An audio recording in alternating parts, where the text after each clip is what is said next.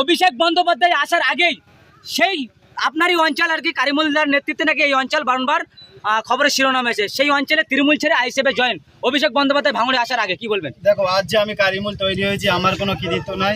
আজ আমার বুথের প্রত্যেকটা নেতা প্রত্যেকটা ভোটার আমার সাথ দেয় বলে আজ আমি কারিমুল তৈরি হয়েছি।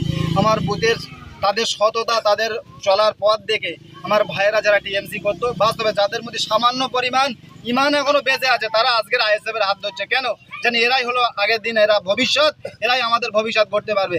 আমাদের ছেলেদের, বাচ্চা বাচ্চা ছেলেদের হাত দিয়ে বন্ধুর মতো, নিজের ভাইয়ের মতো আগামী দিন আমরা পথ চলবো, আর এই অঞ্চলটাকে বিপুল ভোটে লিড দিয়ে আমরা জেতাবো। এই অঙ্গীকারবদ্ধ হয়ে আমরা ভাই একে অপরের হাত ধরেছি এবং এই প্রত্যেক বুথ থেকে, এই অঞ্চল থেকে আমরা সব থেকে বেশি ভোটে লিড দেবো আশা করছি।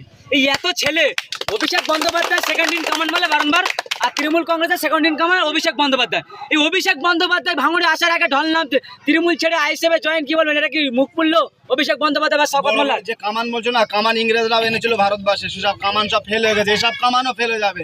যখন হক আর শত্রুর লড়াই চলছে না, যখন হকের লড়াই আর দুশ্মনের লড়াই চলছে, তখন আচ্ছা কামানও ফেল হয়ে যাবে। কোনো অভিষেক বলো, কোনো অভিষেক বলো, কোনো কামান ফামান চলবে না, হকের লড়াই চলবে। এইভাবে ন্যায়ের পথে আমরা এগিয়ে যাবো আশা করছি। আমাদের ভাইদের সব হাত ধরে কি দল করে দেখে না, নিজের সততার পথ দিয়ে নিজের হকের চলার জন্য আমরা এইভাবে একে অপরের কাঁধে কাঁধে রেখে আমরা এগিয়ে চলবো আগামী দিন। লড়াই জারি থাকবে। লড়াই জারি থাকবে।